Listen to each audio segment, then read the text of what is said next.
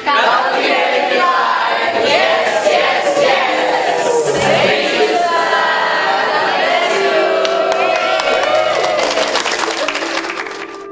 pagi rekan-rekan semua.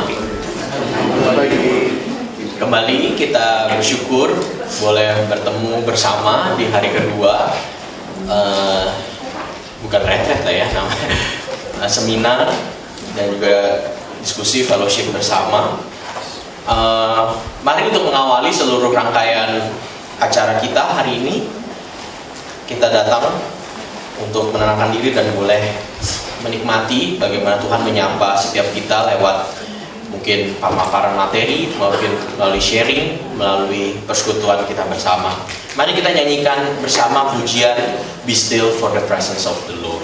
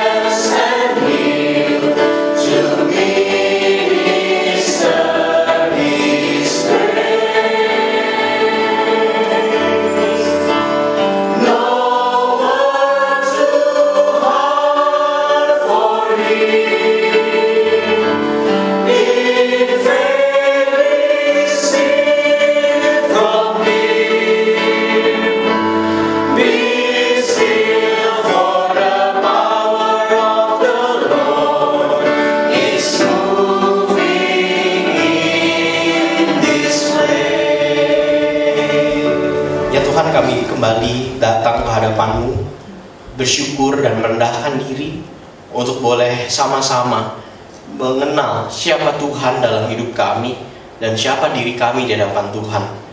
Karena itu kami sungguh memohon, berikan kami kemampuan, kuasa yang daripadamu untuk boleh menundukkan hati, pikiran kami di bawah firman, di bawah kemuliaan. Kiranya kami boleh terus menantikan, boleh terus takjub, boleh terus kagum melihat siapa Tuhan yang boleh hadir di dalam hidup kami hari lepas hari. Terima kasih Tuhan, berkati acara ini dari awal hingga akhirnya, berkati setiap kami semua, berkati Susan sebagai pembicara dan Bang Alex yang akan menerjemahkan. Kiranya Tuhan yang boleh memberkati persekutuan kami siang sehingga sore hari nanti. Terima kasih Tuhan, dalam nama Tuhan kami Yesus Kristus kami berdoa. Amin. He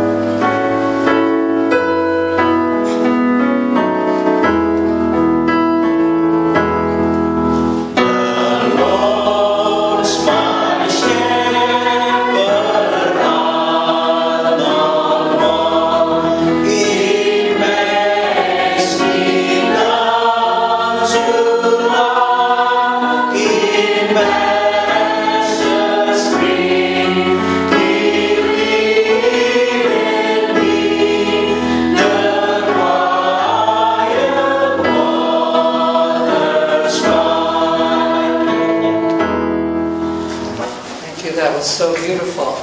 Sungguh indah sekali. Good morning. Selamat pagi. The grace of our Lord Jesus Christ be with you. Kasih karunia Tuhan Yesus Kristus menyertai saudara. Thank you. So it's wonderful to be with those we were with yesterday. And there's some people here today that weren't here, I think. Dan bersyukur untuk saudara yang kemarin hadir dan ada beberapa yang juga baru hadir hari ini. So a delight to be with you all. Saya senang sekali bersama dengan saudara semua. And today we are going to focus a bit on another spiritual discipline. Hari ini kita akan fokus kepada disiplin rohani yang lain. Yesterday we thought together about the spiritual discipline of Sabbath keeping. Kemarin kita bicara tentang disiplin rohani memelihara Sabat. And we looked at the movements of Sabbath keeping. Dan kita melihat pergerakan dari Sabat, memelihara Sabat itu. Stopping, turning from distraction, turning toward God. Kita kemarin belajar berhenti, berbalik dari, dan berbalik kepada. And then, by God's grace, possibly, experiencing exaltation and feast. Dan di dalam anugerah Allah, kita sungguh berharapkan boleh mengalami, diangkat oleh Tuhan atau mengalami exaltation itu. And we see those movements beautifully, actually, in the 23rd Psalm that we just sang. Dan sebenarnya kita melihat pergerakan itu sangat indah di dalam Mazmur 23 yang baru saja kita nyanyikan. The psalmist is walking in the valley of death, surrounded by enemies. Pemazmur berjalan di lembah kegelapan, dikelilingi oleh banyak musuh. And yet has that experience of being exalted by God's grace and fed. Dan mengalami bagaimana Tuhan mengangkat dia dan kemudian boleh memberikan dia makan dalam satu perjamuan. And this is the possibility of our experience when we are close to God, even in very hard circumstances. Dan ini adalah kemungkinan pengalaman yang akan kita alami ketika kita dekat dengan Tuhan meskipun situasi di sekitar kita tidak mudah. And Scripture exists for us as a way of helping us turn and turn again to God. Dan firman Tuhan hadir untuk senantiasa menolong kita berbalik terus kembali berbalik kepada Allah. For we as Christians are people of the book. Kita orang-orang percaya adalah orang-orang yang dibentuk atau dari buku itu, dari Alkitab. And there are three religions that are religions of the book: Judaism, Christianity, and Islam. Dan ada tiga agama yang mengakui sebagai agama yang dibentuk oleh buku mereka, yaitu Yahudi, Islam, dan Kristen. And we're invited to learn from, study, and hear from God through Scripture. Dan kita diharapkan belajar firman Tuhan untuk mengalami Allah. And we're to use it as a way of praying to God and being connected with our community. Dan menjadikannya sebagai satu sarana untuk kita bisa berdoa kepada Allah dan juga connect kepada berhubungan dengan komunitas kita. Some Christian traditions have a lectionary through the church year. Beberapa tradisi Kristiani di beberapa gereja menggunakan bacaan leksionari di dalam gerejanya. Where everyone who's part of that denomination, say the Anglican Fellowship or the Catholic Fellowship. Dan itu biasanya gereja-gereja, kalau di sini kayak GKI ya, pakai leksionari, tapi juga Anglican dan juga tradisi Katolik. Everyone reads the same scriptures every week through the church year. Seluruh umat percaya membaca ayat-ayat Alkitab yang sama yang ditentukan oleh leksionari itu di dalam tahun gerejawi. Lutherans and Presbyterians have it too, but don't always know about it. Orang-orang Lutheran atau gereja Calvinis juga sebenarnya punya, tetapi tidak nyadar akan hal itu biasanya. So you already know, those who were here yesterday, that through my adult life I have taken on different spiritual disciplines over time. Kalau bagi saudara yang hadir kemarin, saudara mendengar sharing saya bagaimana seiring dengan saya bertumbuh dewasa, saya mengambil beberapa disiplin-disiplin rohani di dalam perjalanan iman saya dari berbagai gereja yang berbeda. And many years ago when I was in college with InterVarsity, starting a quiet time, I didn't know about the lectionary. Dan ketika saya di mahasiswa bergabung bersama Perkantas waktu itu, saya diajarkan waktu teduh, saat teduh. Saya tidak terlalu ngerti sebenarnya tentang lectionary. But in recent years, reading the lectionary has been a part of my morning quiet time. Tapi belakangan ini, akhir ini akhirnya menjadikan bacaan lectionary itu bagian dari saat teduh saya setiap pagi. And this is the one that I use. It's from a monastery in the Midwest of the United States, a Benedictine monastery. Dan ini buku yang Ibu Susan gunakan dari satu biara dari Benediction, biara rohaniwan Benediction di Midwest Amerika. It's called Give Us This Day. Ini judul bukunya, Berikanlah Kami Hari Ini.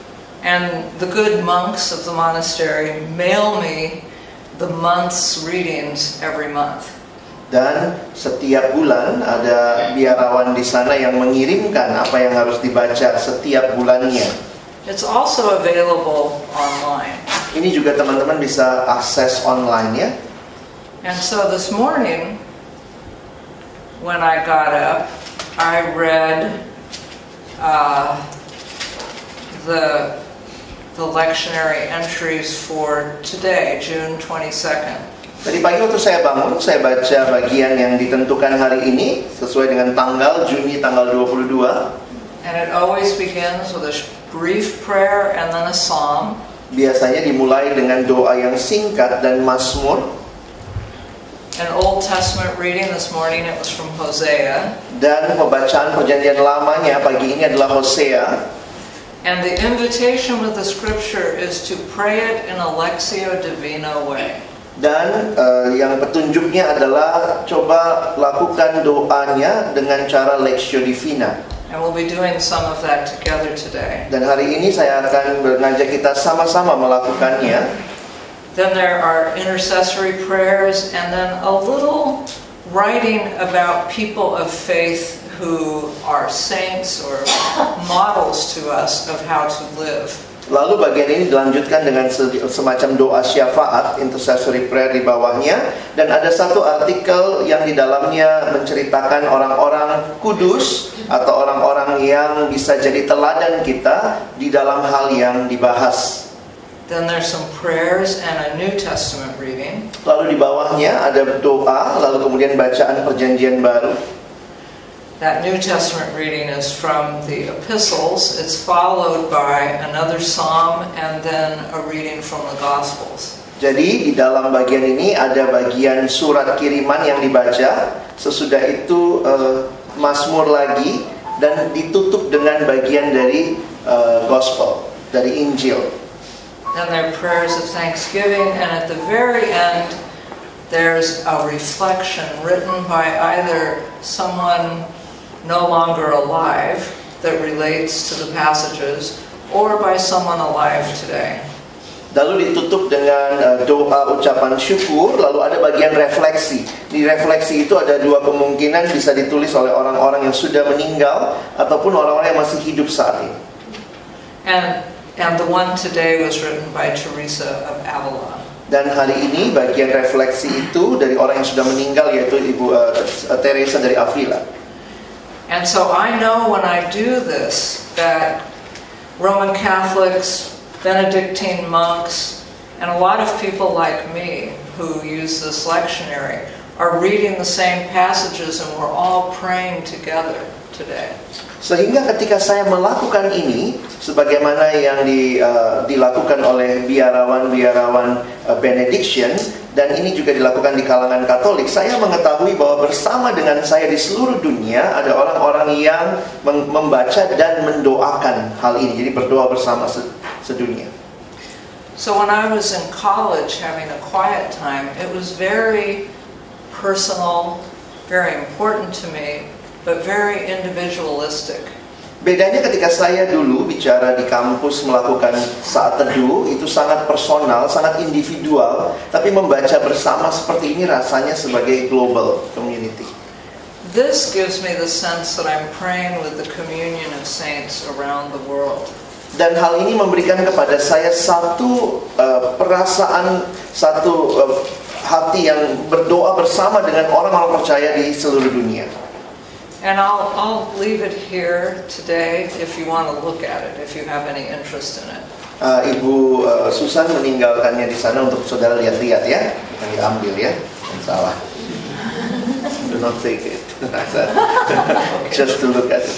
Yes. Quite a few of the people I see for spiritual direction read this same one. My spiritual director reads it. So I feel united with them, and my husband reads it. So we're all sort of together in this. Jadi beberapa orang yang membimbing orang secara rohani, bahkan pembimbing rohani saya juga membaca hal yang sama, itu memberikan perasaan bahwa ya kita sedang membaca bersama-sama. Saya membacanya dan juga suami saya membacanya. And what I tend to do is I pray with that. I have some quiet prayer, and then I write in my journal, which is a way of writing prayer to God. Jadi biasanya yang saya lakukan sesudah saya membaca semua itu, saya berdoa secara pribadi dengan diam, doa tenang dalam hati maksudnya. Sesudah itu saya mencoba menuliskan dalam jurnal saya dalam bentuk doa. So praying with Scripture is something I wrote about in The Cultivated Life. Di dalam buku yang saudara punya, berdoa dengan seturut dengan Alkitab, itu ada dalam salah satu babnya ya. It's a core practice of our faith. Ini adalah pusat atau inti daripada latihan di dalam iman kita. Di dalam bagian kita ini berdoa seturut kitab suci ya. Itu ada di bab 7. In the early years after Jesus' death, di dalam tahun-tahun pertama setelah kematian Yesus, Christians got together a few times every day. Orang-orang Kristennya berkumpul setiap hari. And they would pray psalms together when they did that. Dan waktu berkumpul itu mereka berdoa menggunakan Mazmur bersama-sama. And a few centuries later, when the monasteries were founded, dan ketika beberapa abad kemudian, ketika biara-biara mulai didirikan, as you might know, they would have 7 hours of prayer a day, and praying with psalms was a big part of that. Dan saudara tahu kehidupan biara itu satu hari 7 kali doa, dan dalam 7 doa itu biasanya mereka menggunakan Mazmur-Mazmur untuk berdoa bersama. My husband and I had the privilege of spending Holy Week at St. Catherine's Monastery in the Sinai a few years ago. Suami saya dan saya dapat kesempatan untuk mengunjungi satu biara di Sinai, dan dia bisa tinggal sepanjang Holy Week ya, Minggu Kudus itu. It's a very, very old monastery. Itu salah satu biara tertua. It's where they say Moses' burning bush is. Dan mereka mengatakan katanya tempatnya itu adalah di tempat Musa mengalami semak yang terbakar. And they'll show you the burning bush, and it does not look that impressive. Dan mereka salah satunya bawa ke situ ini nih yang terbakar, tapi nggak terlalu menarik sih. It's actually a bramble, the kind of thing that berries grow on. Oh oke, itu lebih mirip tumbuhan beri gitu ya, pohon beri gitu. Yeah. So we calculated that during that Holy Week when we were with them, we were in worship services for 52 hours in that week. waktu kami hitung 1 minggu kami tinggal di biara itu, kami punya kesempatan beribadah 52 jam bersama dengan mereka. All the services in Greek, which we do not understand. Semua ibadahnya dalam bahasa Yunani yang kami juga nggak ngerti. But we had a translation of what they were saying in the services. Tapi kami dapat terjemahan dari hal-hal yang mereka sampaikan di dalam ibadah. And it was all scripture. Dan menariknya saudara, itu semuanya Alkitab. 52 hours of reading scripture. Bayangkan 52 jam baca Alkitab. And every day during these long services, Dan setiap hari dalam waktu ibadah yang panjang itu, they went through the entire book of Psalms. mereka melewatkan atau membaca berurutan seluruh kitab Mazmur. And they have it memorized. Dan hebatnya mereka ingat ya, hafal. They would chant it antiphonally. One monk on one side of the chapel and another monk on the other side. Yang mereka lakukan itu chanting, itu bahasa Indonesianya apa ya, mendaraskan, kayak Romo Katolik itu, satu di bagian sini nanti disahut lagi sama satu di sana. I was actually reminded of it yesterday when you did the antiphonal reading of the Road to Emmaus story. Itu seperti ketika kita baca, karena kemarin ya dia agak kaget gitu, Indonesia bisa baca bergantian ya, because we have only one translation. That's why we all can do like that. You cannot do it. You have NRSV, Yes. NIV. We can do it all the time. Oh gosh, that's a real gift. Is it a gift? Yes. Di luar negeri susah baca bergantian ya. So they have a lot of scripture memorized because they pray with it, they speak it, they hear it day in and day out. Mereka benar-benar menggunakan kitab suci itu, khususnya kitab Mazmur, karena mereka bicara dari situ, berdoa dari situ, sehingga mereka bisa menghafalkannya dan menghidupinya. They've really digested it, it's become part of them. Karena itu mereka sungguh-sungguh bukan hanya mengucapkan, mencerna itu di dalam hidup mereka. And we're told that Jesus is the Word. He's also the bread of life. So there's a way that we eat that Word. Karena itu kalau kita tahu Yesus sendiri mengatakan dia adalah firman itu dan dia juga adalah roti hidup, maka sebenarnya ya bagian kita adalah kita mengunyahnya, memakannya, mencernanya. And for the monks it wasn't some sort of romantic necessarily in their experience, beautiful experience. Jadi bagi para biarawan sebenarnya bukan juga pengalaman yang romantis gimana amat gitu ya. It was just a core part of who they are and how they worship God. Tapi itu adalah bagian utama dari siapa diri mereka dan bagian dari keberadaan bersama mereka. The monks in Sinai, like I think the Muslims here during Ramadan, fast all through Lent. Dan mereka, biarawan-biarawan yang di Sinai ini agak mirip seperti orang Muslim. Selama masa 40 hari Prapaskah, masa Lent itu mereka juga berpuasa. So by Holy Week, they're very thin and a little irritable. Jadi sebenarnya di Holy Week yang dimaksud itu satu minggu sebelum Paskah ya. Di Holy Week itu makanya mereka jadi kurus dan apa tadi? Irritable. Gampang tersinggung. Grumpy ya, agak suka ngeluh. And one day, I think it was Good Friday, so we're coming to the end of Lent. Nah, Ibu Susan ingat satu pengalaman ketika akhir daripada Holy Week itu, yaitu Jumat Agung. And two monks had to stand across from each other and recite psalms for several hours. Ada dua biarawan yang dari sudut ke sudut, satu menghafalkan kitab Mazmur berjam-jam. And one was a small, thin, older monk from Sinai. Salah satunya adalah biarawan yang kecil, kurus, yang dari Sinai itu. And the man across from him was a big, younger monk from Mount Athos in Greece. Dan biarawan yang satunya tinggi besar, dia adalah biarawan dari daerah Yunani tadi. And the smaller monk started saying his part faster and faster and faster and faster. Jadi yang biarawan yang tua itu yang kecil, dia menyampaikan atau dia melafalkan apa Mazmur itu makin cepat, makin cepat, makin cepat. And the monk from Mount Athos, reacting to that, started saying his part more and more slowly. Dan kemudian yang satunya makin melambat begitu ya. So the Sinai monk would then speed up even more. Lalu yang dari Sinai itu ngomongnya makin cepat. And the Mount Athos monk would slow down even more. Yang satunya makin ngelambatin.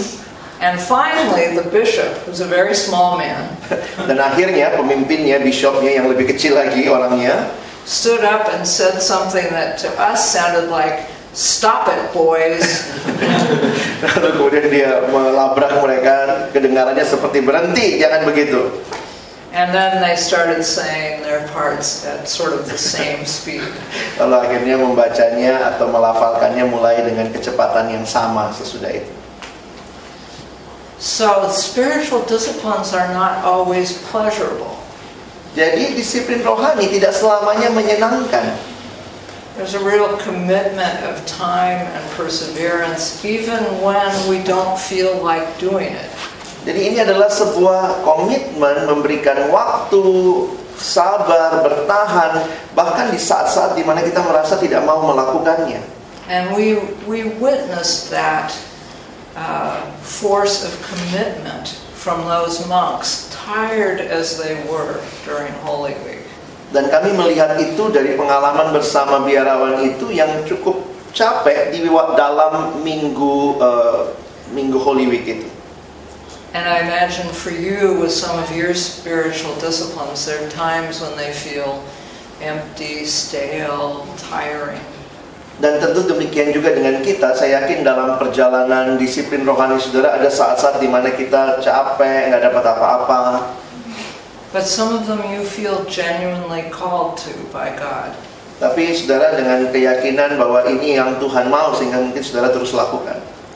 And part of what goes on in our lives is discerning which spiritual disciplines God's calling us to persevere in. Dan juga dalam perjalanan rohani kita, biasanya kita akan menemukan, membedakan bahwa memang disiplin rohani ini yang Tuhan minta kita terus bertekun di dalamnya.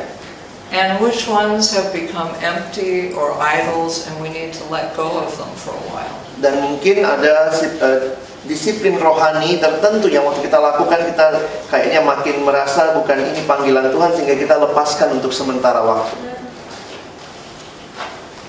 So you'll see in the Cultivated Life that I quote from one of my students. Saudara nanti lihat di dalam buku ini, saya mengutip dari salah seorang murid saya, who was in a class where I gave the assignment that everyone pray every day for a month with the same post-resurrection story. Jadi saya minta murid-murid saya di kelas itu selama 1 bulan berdoa hanya dari satu perikop yang sama, yaitu perikop sesudah Yesus bangkit. And he was praying with the road to Emmaus. Dan pria ini muridnya berdoa menggunakan perjalanan 2 orang murid ke Emmaus dari Lukas 24. And initially it was very lively and it blessed him. Dan itu sangat memberkati dia. But there was a middle period where it felt stale. Tapi ada bagian ketika dia menjalaninya di pertengahan, dia merasanya biasa aja gitu ya, nggak ada apa-apa. But he kept on persevering and discovered that there were new blessings down the road. Dan dia terus berjuang bertahan, dan waktu dia melakukannya dia menikmati ada berkat-berkat di dalam menjalani hal itu. As you know, in the Christian church there have been debates about the inspiration of Scripture. Sebagaimana yang saudara tahu, di dalam gereja Tuhan terjadi perdebatan tentang Alkitab itu diinspirasi Allah atau tidak. And my experience is that it has to be inspired by God, because people through the centuries around the world keep hearing God in new ways in their lives through Scripture.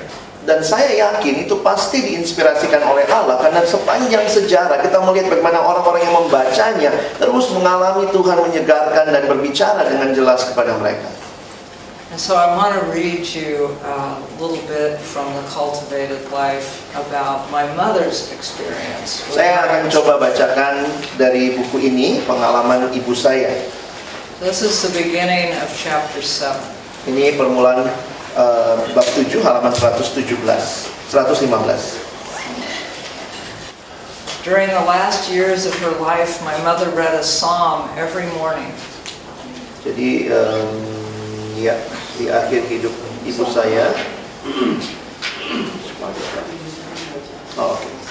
Selama bertahun-tahun terakhir hidupnya, ibu saya membaca Mazmur setiap pagi.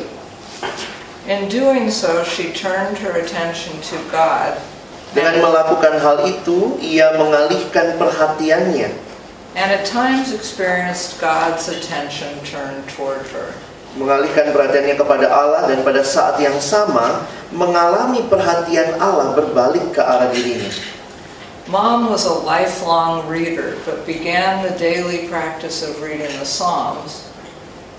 Ibu saya adalah pembaca seumur hidup, tetapi baru memulai mempraktekkan membaca Mazmur setiap hari only when she was in her 80s. Pada dia berusia 80 tahun. Drawn to it as she faced what she called her last big adventure.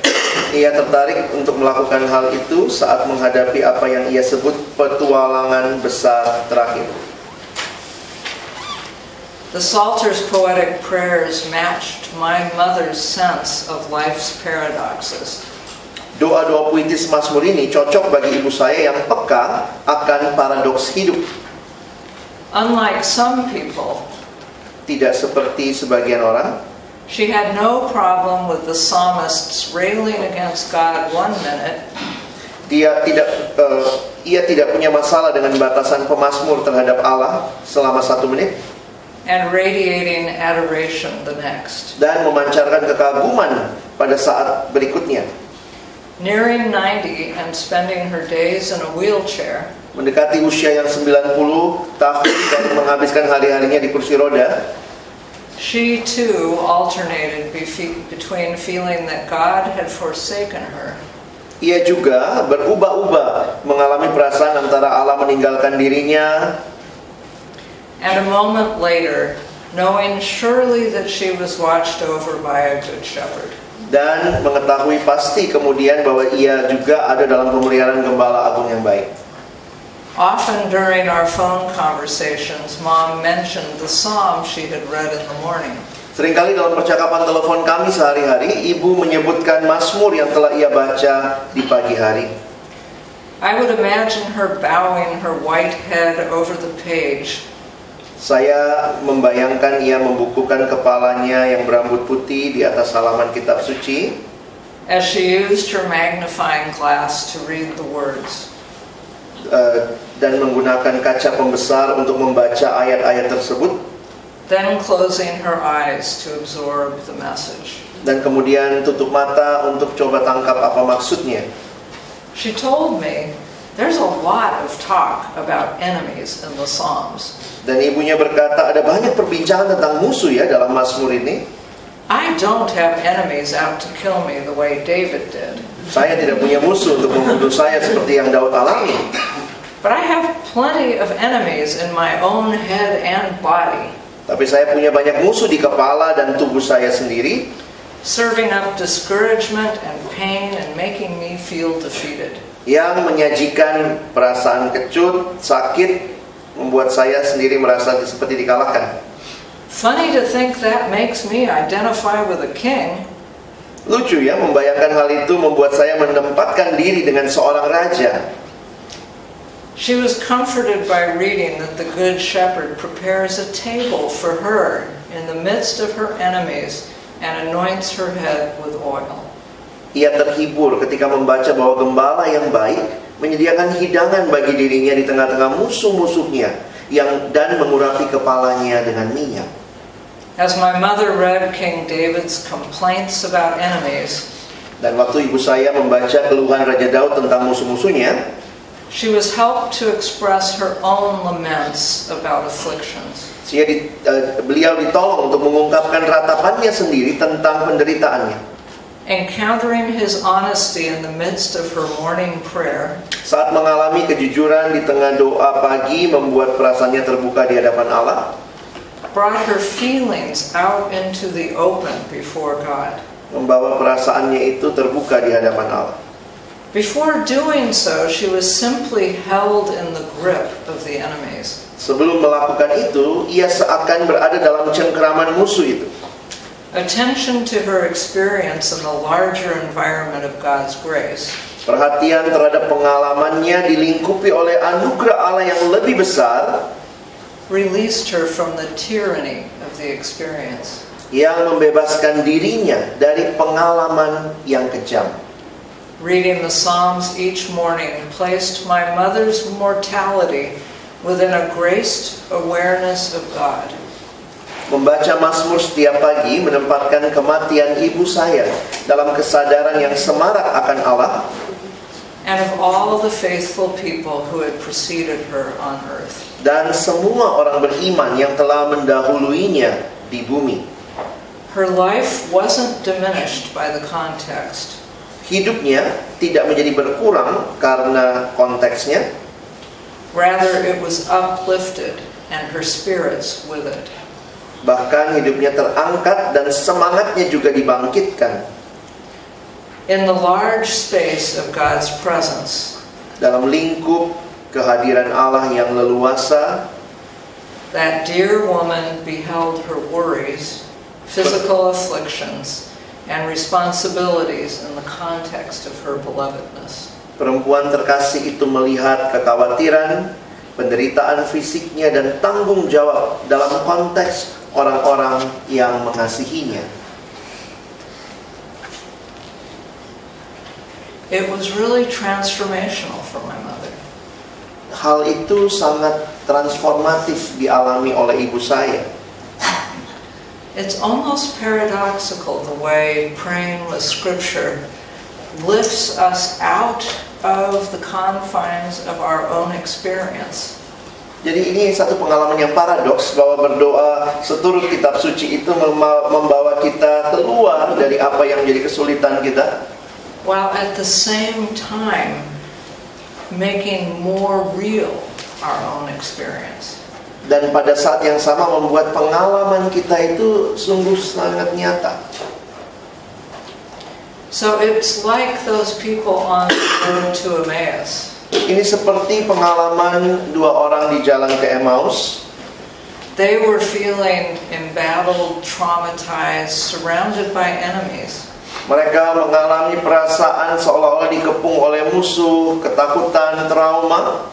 And Jesus' loving attention Dan perhatian Yesus yang penuh kasih itu, and opening up of Scripture dan membukakan kepada mereka kitab suci, transformed their experience. mentransformasi pengalaman mereka. It placed their experience in this larger frame of God's kingdom. Menempatkan pergumulan mereka dalam konteks yang lebih luas daripada kerajaan Allah. Some spiritualities try to extract us completely from our experience. Beberapa bentuk spiritualitas yang ada dalam dunia adalah mencoba menarik kita keluar dari pengalaman kita. There's a stoicism of some spirituality that asks us to deny our own suffering. Itu mirip seperti filosofinya Stoa yang mencoba menarik kita dari penderitaan yang kita alami, keluar dari penderitaan itu. But that is not Christian spirituality. Itu bukan spiritualitas Kristiani. And in Christian spirituality, we're invited to be completely honest. Di dalam spiritualitas Kristen, kita diundang untuk benar-benar jujur, terbuka. So in spiritual direction, I sometimes listen to people who are angry with God or questioning God. Sehingga di dalam pengalaman saya pembimbingan rohani, saya berjumpa dengan orang-orang yang marah sama Tuhan. And I ask them what that's like when they express it to God. Dan saya bahkan tanya, kalau kamu marah begitu ke Tuhan, gimana ekspresimu? And they often say, oh, I don't say it to God, that would be wrong. Lalu banyak yang bilang, oh saya nggak ngomong langsung sih, karena saya tahu itu salah. And I remember with one directee saying to her, Saya ingat ketika membimbing seorang wanita, well, what do you think about Jesus crying out, my God, why have you forsaken me? saya bilang sama dia, bagaimana engkau melihat Yesus sendiri berkata, Allahku, Allahku, mengapa engkau meninggalkan aku? And she looked at me hard and said, I'm not really sure he should have said that. Lalu dia menatap Ibu Susan dan wanita itu malah ngomong, kayaknya Yesus harusnya nggak ngomong begitu ya ke bapaknya. So Scripture helps us understand the freedom with which we can approach God. Jadi sebenarnya kitab suci menolong kita, memberikan kebebasan bagaimana kita mengekspresikan kepada Allah. King David certainly made big mistakes in his life. Raja Daud jelas sekali melakukan kesalahan besar di dalam hidupnya. But he was beloved of God because he kept turning and returning honestly to God.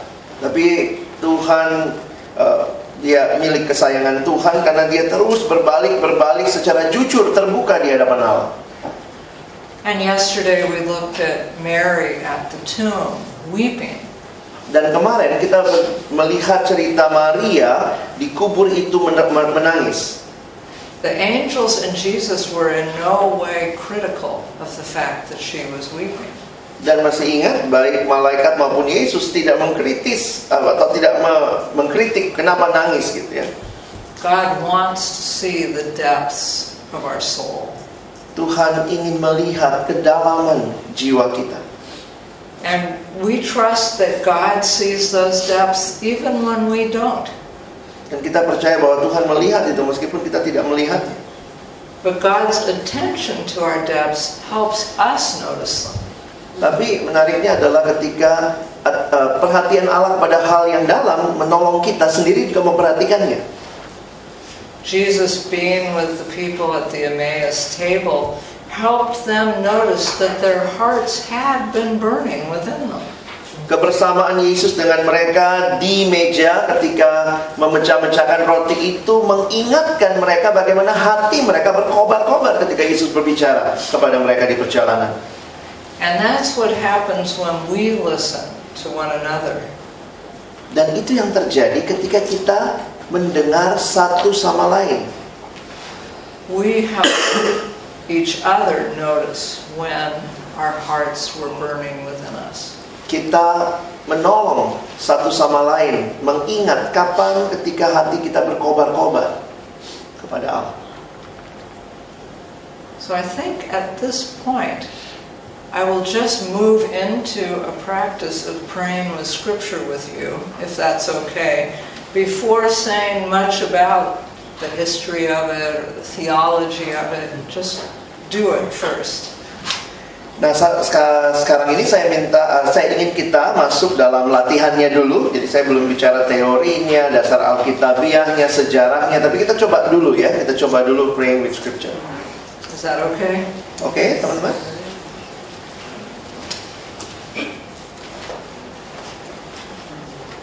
And with all these prayer exercises, if you don't feel comfortable doing it, feel free to leave the room. Kalau saudara ada yang tidak merasa nyaman dengan praktek seperti ini, nggak apa-apa ya, boleh tinggalkan ruangan. Jadi nggak dipaksa ya untuk melakukan. So the passage we will be praying with is Isaiah 55, verses 10 and 11. Verses 10 and 11. Kita akan bersama-sama dari Yesaya 55 ayat 10 dan ayat yang ke-11. And you don't need to have it. You don't need to read it. Alex will read it to you. So this is really about the gift of God's Word to us. And I will lead you in this in the traditional Lectio Divina way, which is written about in one of the appendixes of my book. So you have it, you don't have to take notes on this. Ya, saudara, kita akan coba, dan bagian ayat ini adalah bicara tentang anugerah firman Tuhan yang diberikan kepada kita. Ini saya akan pimpin saudara dalam bentuk Lectio Divina, dan ini ada di appendix bukunya, di bagian belakang latihannya. Jadi tidak usah dicatat ya, karena sudah ada di bagian belakang buku. So it's really allowing God to speak to you through this. It's not Bible study, it's praying. Ini bukan PA, jadi izinkanlah Tuhan bicara kepada kamu melalui ayat-ayat ini, karena ini adalah sebuah doa. And it will be slow with times of silence. Ini akan berlangsung lambat dan ada waktu-waktu berdiam. Alright, so prepare yourselves to receive God's Word to you. Siapkan diri Anda untuk menerima firman Tuhan bagimu. Sit comfortably. If you'd rather sit on the floor or lie on the floor, you're welcome to do that. Teman-teman, kalau mau duduk nyantai atau mungkin mau turun duduk di lantai, silakan. Yanda, no problem. Ya, please. Semua mau duduk begini aja. Mau lebih santai, silakan. This will take about 15 minutes. Ini kira-kira berlangsung 15 menit ya. So make yourselves comfortable. Ayo buat diri saudara nyaman. Feel free to close your eyes. Silakan yang mau tutup mata boleh. And we'll just begin now with a few moments of silence. Kita akan mulai dengan waktu tenang.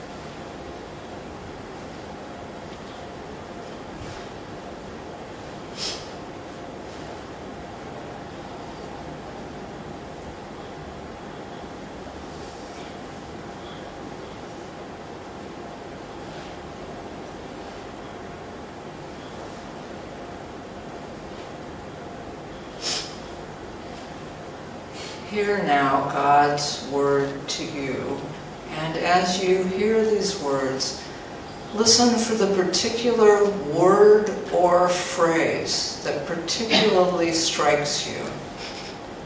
Inilah firman Tuhan bagi saudara, dan ketika saudara mendengarnya, ingatlah, perhatikanlah apakah ada kata-kata tertentu atau frase tertentu yang menarik perhatian saudara.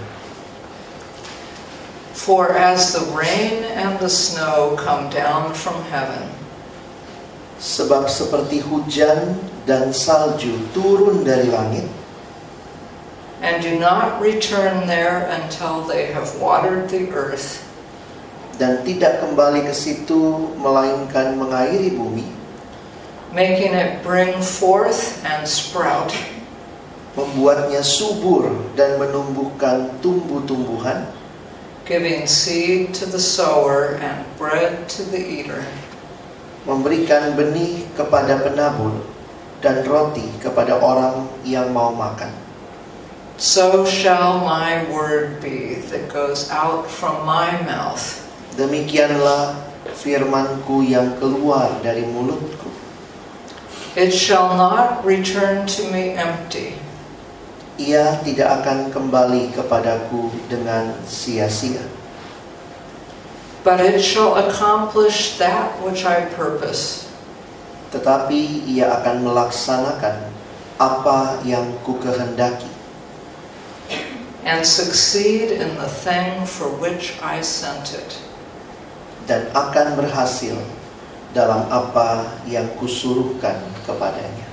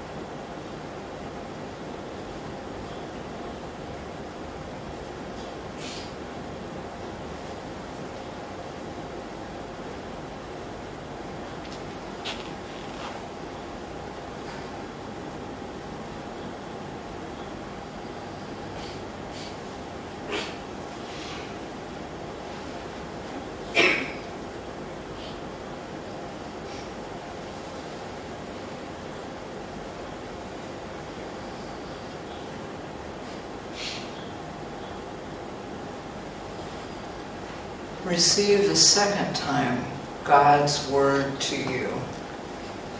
Terimalah untuk kedua kalinya firman Allah bagimu. This time allow the words to sink deep into you, touching thoughts, feelings, images.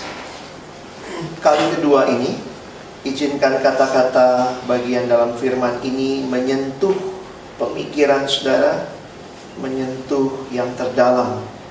Bahkan mungkin ada gambaran-gambaran yang saudara pikirkan. For as the rain and the snow come down from heaven, Sebab seperti hujan dan salju turun dari langit, and do not return there until they have watered the earth, dan tidak kembali ke situ, melainkan mengairi bumi, making it bring forth and sprout, membuatnya subur dan menumbuhkan tumbuh-tumbuhan, giving seed to the sower and bread to the eater, memberikan benih kepada penabur dan roti kepada orang yang mau makan. so shall my word be that goes out from my mouth. Demikianlah firmanku yang keluar dari mulutku. It shall not return to me empty, Ia tidak akan kembali kepadaku dengan sia-sia, but it shall accomplish that which I purpose, tetapi ia akan melaksanakan apa yang ku kehendaki, and succeed in the thing for which I sent it. dan akan berhasil dalam apa yang kusuruhkan kepadanya.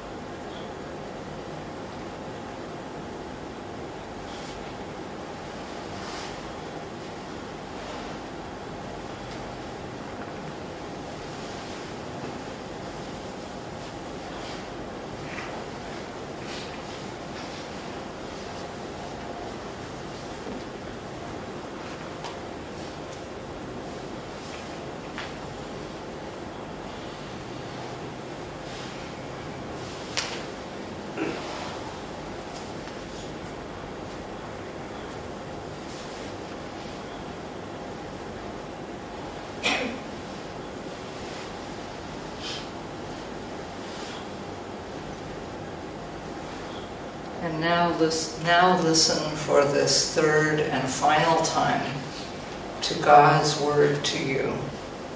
Dan saat ini dengarkan yang ketiga kalinya, yang terakhir, firman Tuhan kepada saudara. In the silence that follows, feel free to say your prayers to God. Di dalam waktu teduh sesudah itu, silahkan saudara menyampaikan doamu kepada Allah. If you'd like to do so in writing, please do. Kalau saudara ingin menuliskannya, silakan. For as the rain and the snow come down from heaven, Sebab seperti hujan dan salju turun dari langit, and do not return there until they have watered the earth, dan tidak kembali ke situ, melainkan mengairi bumi, making it bring forth and sprout, membuatnya subur dan menumbuhkan tumbuh-tumbuhan, giving seed to the sower and bread to the eater. memberikan benih kepada penabur dan roti kepada orang yang mau makan. So shall my word be that goes out from my mouth. Demikianlah firmanku yang keluar dari mulutku. It shall not return to me empty, Ia tidak akan kembali kepadaku dengan sia-sia, but it shall accomplish that which I purpose, tetapi ia akan melaksanakan apa yang kukehendaki, and succeed in the thing for which I sent it. dan akan berhasil dalam apa yang kusuruhkan kepadanya.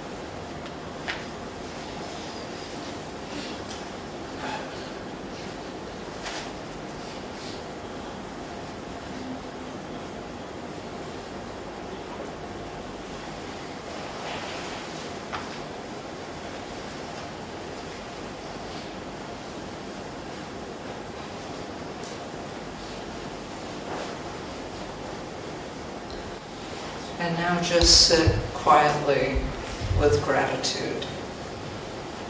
Mari dengan tenang kita dengan hati yang bersyukur.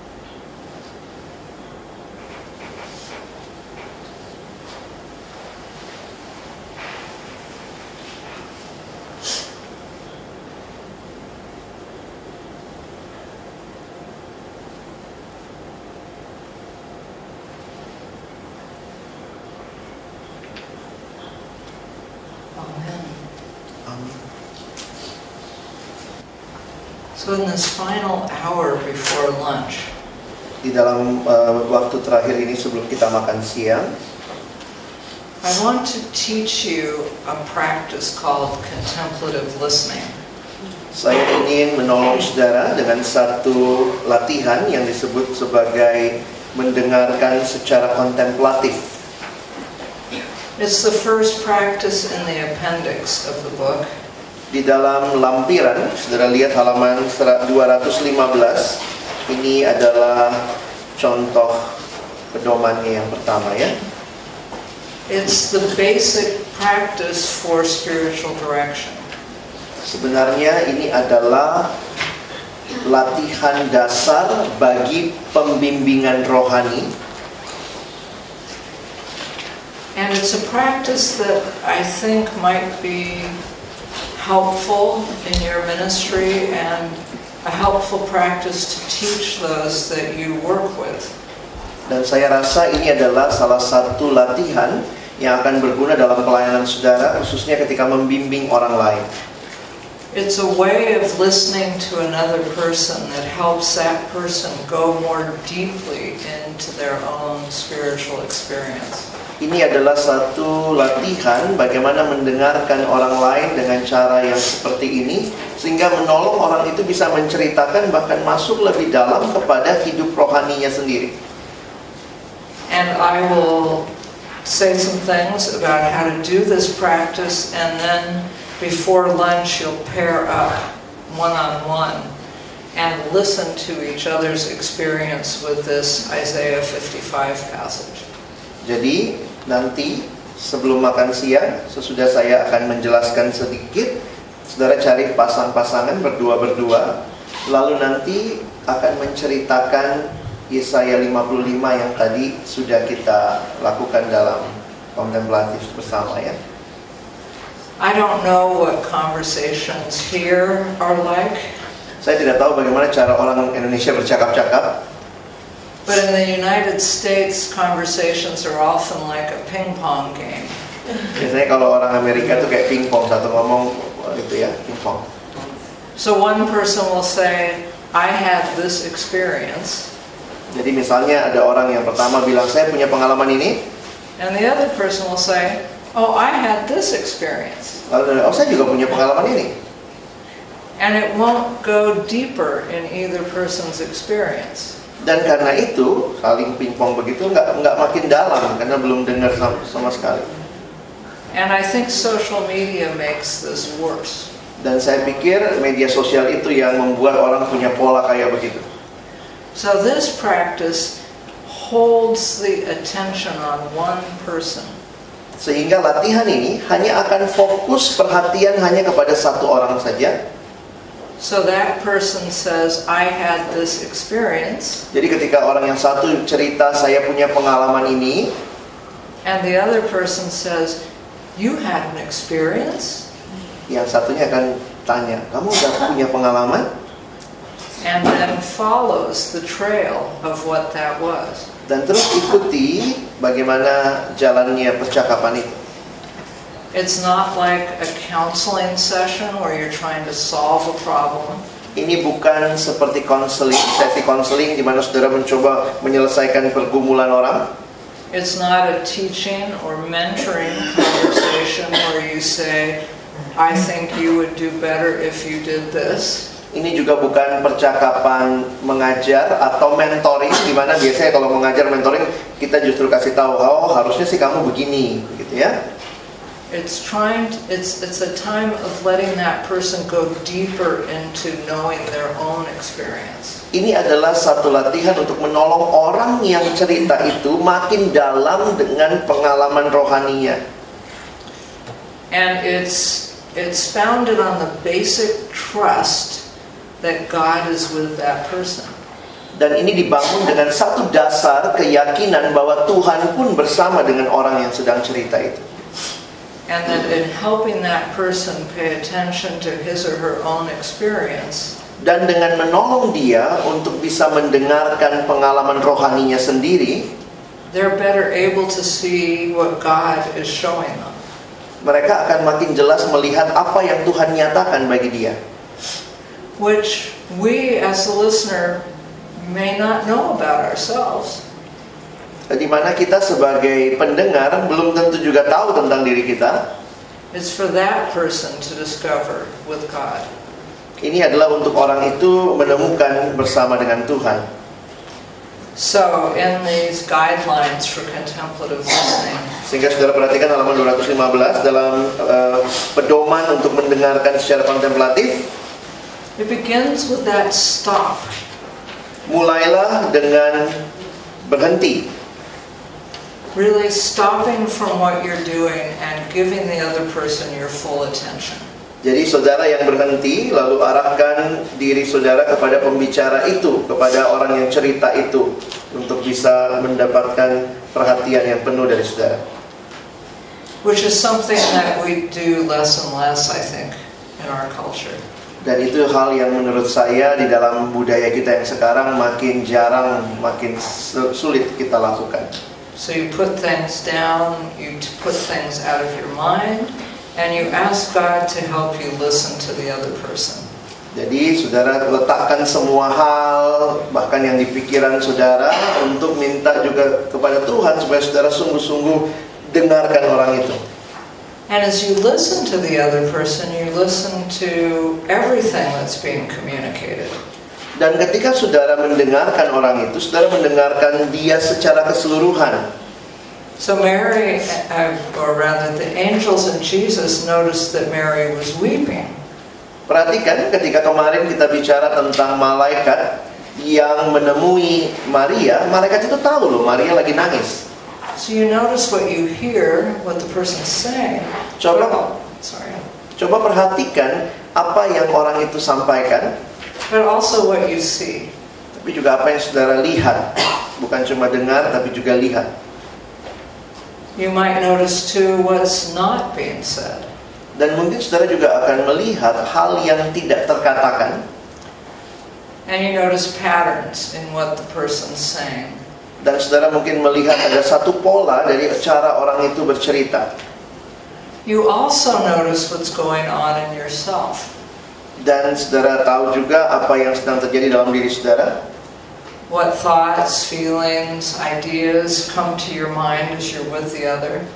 Ada perasaan, pikiran apa yang datang kepada saudara ketika saudara bersama dengan orang lain. Because through our empathic connection with another person, we might have more of a sense of what's going on with that person. Karena dengan satu perasaan yang empati kepada orang lain, kita makin bisa memahami apa yang sedang terjadi pada diri orang tersebut. But you try to move to the background of your mind.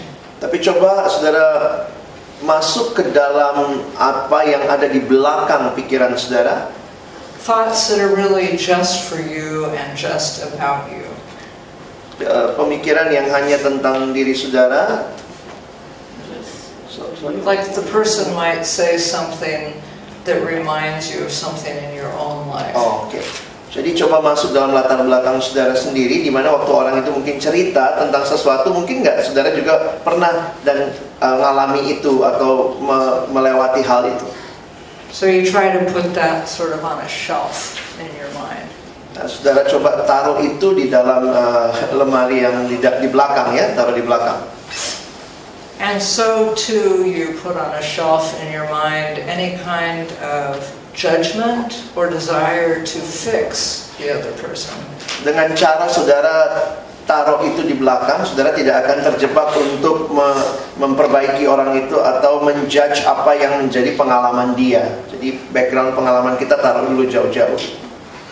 So this is a threefold attention. You pay attention to the other, to yourself, and to God. Jadi ini adalah bagaimana memperhatikan lapis 3 ya. Perhatikan dia, jaga diri kita juga untuk background kita, tapi juga menjaga untuk mendengarkan Allah. Unlike some spiritualities, Christian spirituality understands that the spirit is a person. Berbeda dengan spiritualitas yang lain, spiritualitas Kristen ini percaya bahwa Roh Kudus itu adalah pribadi.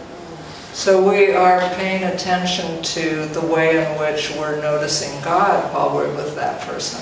Sehingga waktu kita bersama dengan orang lain, seperti itu juga kita untuk memperhatikan Allah sebagai pribadi.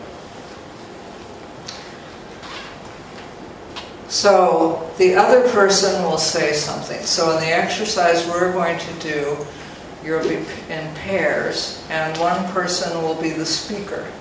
Jadi saudara nanti waktu berpasangan, orang pertama akan jadi yang bicara duluan. The other person for the exercise will be the listener. Orang yang kedua akan jadi pendengar. You who are the speaker will be asked to say something about your experience as you prayed with Isaiah 55. Jadi saudara yang bicara duluan, yang saudara akan sampaikan nanti adalah apa yang saudara alami waktu tadi berdoa dari Yesaya 55. So you'll be asked to just begin with a few sentences. Jadi saudara akan diminta mulai dengan beberapa indera. It could be an image. That passage had a lot of imagery in it, agricultural imagery. Kalau saudara ingat tadi di dalam gambaran yang muncul, ada beberapa gambaran khususnya tentang pertanian yang muncul dalam Yesaya tadi. And you who are the listener are primarily there to, as we say sometimes, hear the other into speech. Jadi saudara yang mendengar, saudara menjadi orang yang mendengarkan, hear to others. Hear the other into speech. So draw the other out. Oke, coba gali supaya dia keluar begitu ya semua hal yang dia pikirkan. The job of the listener really is primarily to listen. Jadi tugas utama yang mendengar adalah mendengar. And sometimes you can be very expressive in your listening without saying anything. Dan kadang tanpa bicara, saudara tunjukkannya lewat ekspresi wajah, misalnya saudara kelihatan seperti itu. So as I said that, a number of you did that. You nodded. Waktu saya bicara, saya perhatikan misalnya kalau saudara ngerti, saudara begini, ya itu cukup gitu ya. You communicated that you were hearing me. Jadi itu cara saudara berkomunikasi bahwa saudara dengarin saya. In this particular exercise, we ask that you not, as a listener, you not ask any questions. Oh, oke. Jadi sebagai pendengar, saudara tidak bertanya apa-apa. That can be challenging. Itu bisa sangat menantang kita. Because we feel uncomfortable sometimes in that role of listener, and asking a question sort of puts the ball back in the other person's court. Dan kadang kita tidak merasa nyaman dengan cara kita bertanya, itu sebenarnya kayak kita membalikkan bola itu kepada dia begitu. But questions are also very directive. Tapi pertanyaan itu sendiri bisa sangat punya tujuan begitu.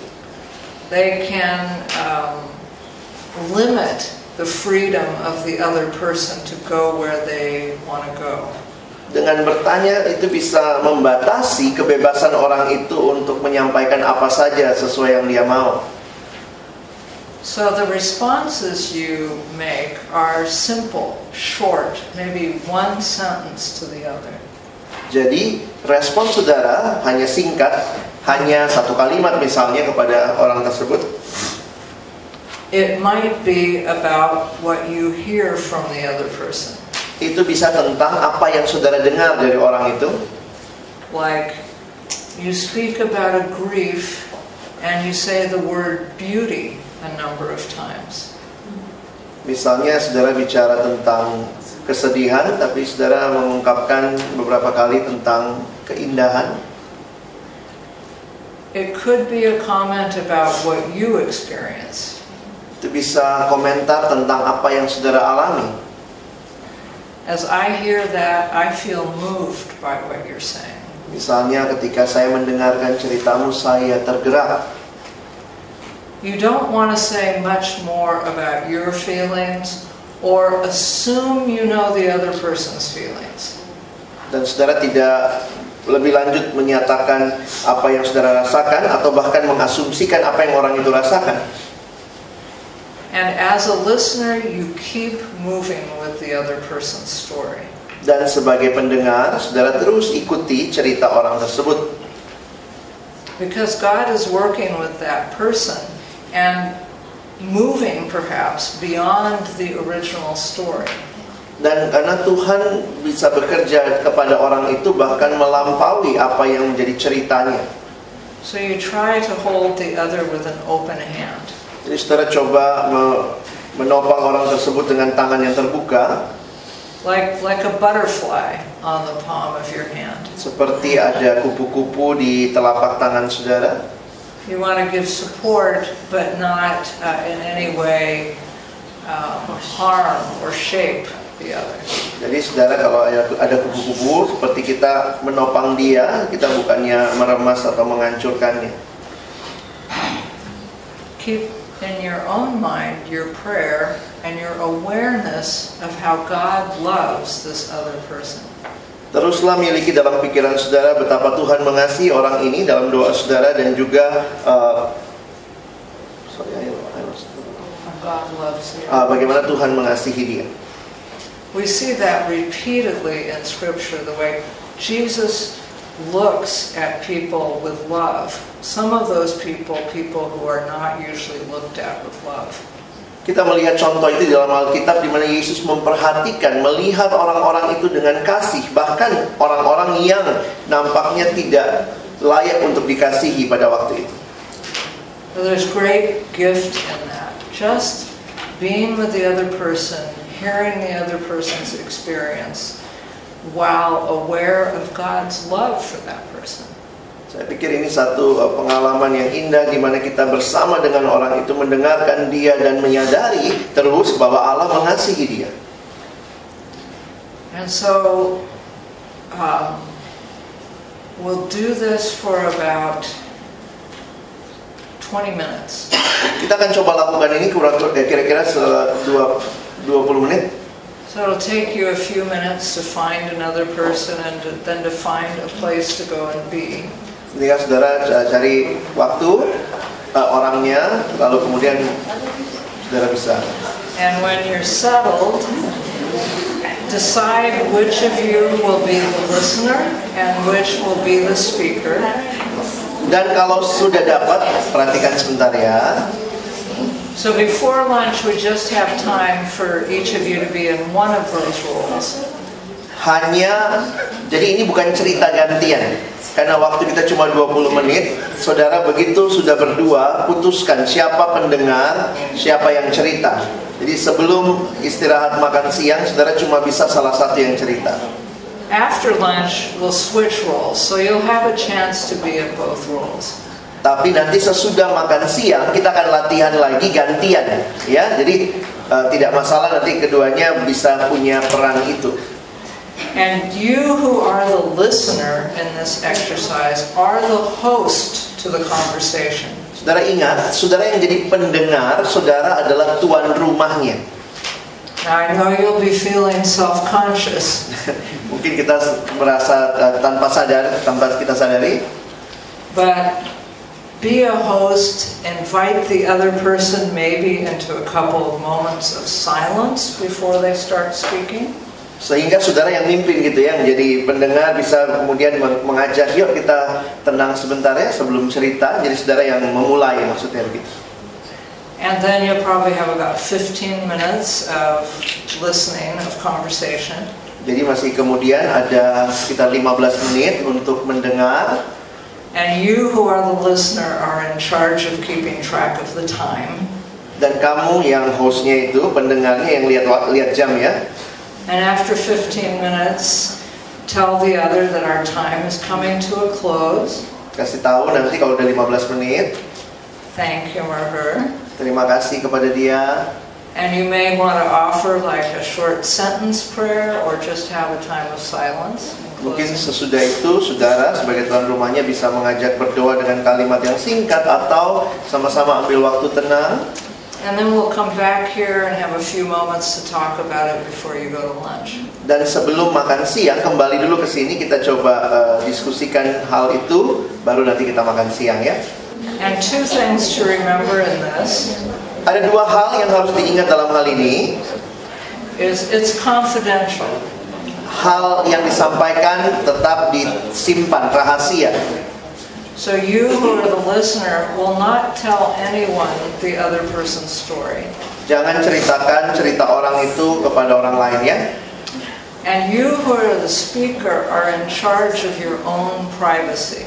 Dan saudara sebagai orang yang bercerita, pencerita, pembicara pertama, saudara yang bertanggung jawab kepada privasimu sendiri. Maksudnya hal apa yang perlu diceritakan dan tidak diceritakan, saudara yang lakukan. So don't share anything you don't feel comfortable having another person know. Jangan ceritakan hal yang saudara merasa tidak nyaman orang itu tahu. Welcome back. Selamat datang kembali.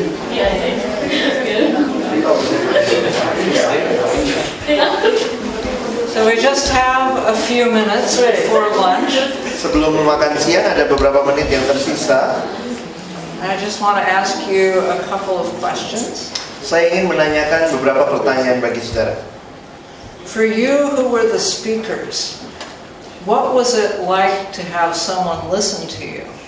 Bagi saudara yang tadi jadi pembicara atau yang cerita, apa rasanya ada seseorang lain yang mendengarkan saudara? Gimana rasanya? Awesome.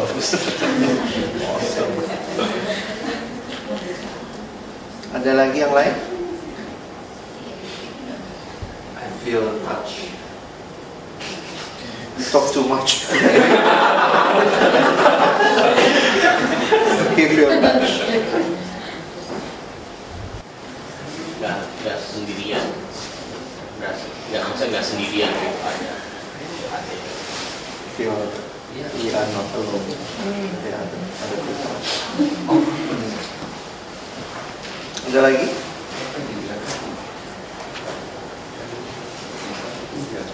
Nostalgia. They haven't met for a few years. There is nostalgic. So was it a familiar experience to be listened to that way, or was it somewhat unusual? Menurut saudara itu cara yang biasanya saudara didengarkan atau cara yang berbeda dari yang selama ini biasa?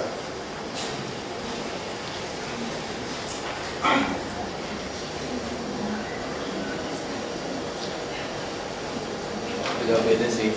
It's quite different, is that? Ya karena maksudnya beberapa kali biasanya orang juga pengen buru-buru, dia juga mau cerita gitu jadinya. Because a few times we also want to share, so we are rushing because we want to share too our story. Did it help you notice more about what happened when you prayed with Isaiah 55? Apakah ini menolong saudara beberapa dalam konteks tadi doa Yesaya 55?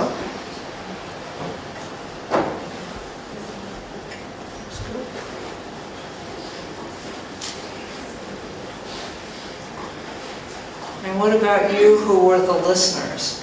What was it like to listen to the other person without telling the other person's story? What was your experience?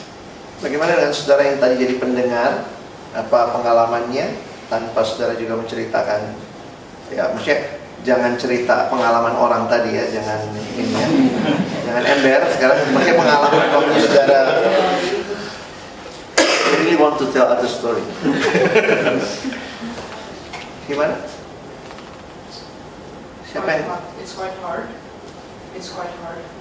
Yeah, because usually we want to know more, so we will be tempted to ask them questions. So just listening without asking questions, maybe it's not familiar for me. Tidak biasa buat kita mendengar tanpa nanya ya. Padahal tadi dia bilang batasin jangan nanya. That is a different way of listening to someone. Ini satu cara mendengar orang lain yang berbeda.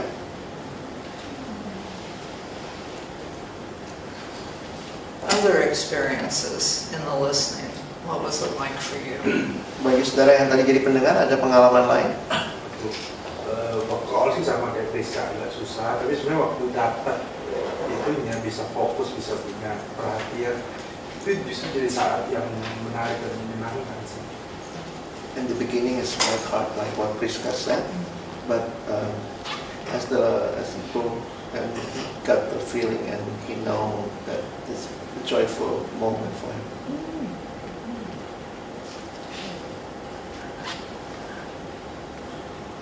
Yang lain, yang jadi pendengar? For me, I think it's a bit easier because I tend not to ask questions, so that's at least that's easy for me. But I think I want to look at that. Maybe I kind of wandering around in my mind, difficult to focus. But then I try to back to like listen attentively and trying to really showing care and. Untuk orang yang kayak tidak biasa nanya sih nggak apa-apa gitu, tapi masalahnya adalah bagaimana pikirannya nggak kemana-mana, belajar untuk mendengarkan dengan concern, attentive. And that's really important. It's that we have to keep turning back again, because our minds will wander. Dan inilah yang penting bagi pikiran kita juga untuk terus balik karena pikiran kita suka kemana-mana, saudara.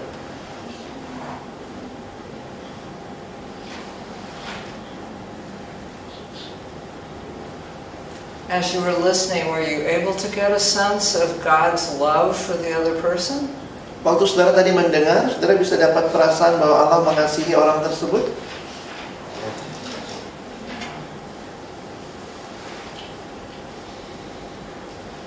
It's a wonderful experience. Ya, ini pengalaman yang indah. All right, well, it's lunchtime. Ya, udah waktu makan siang. Oh God, you who send your grace down from heaven like rain and snow, that waters the earth and feeds us.